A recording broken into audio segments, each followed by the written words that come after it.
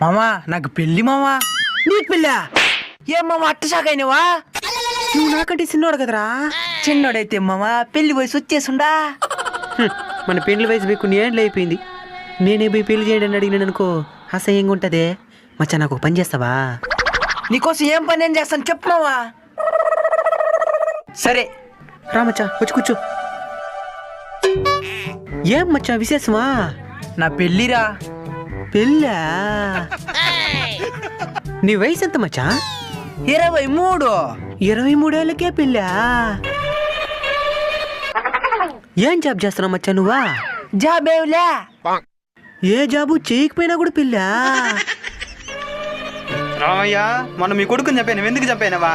ఓ పెళ్లి చేయమని అడిగిన దానికే చంపానవా? నాకు పెళ్ళంటే నా సహ్యం. ఇంకా మన బ్రహ్మచారిగా ఉండాల్సిందే జీవితాంతం.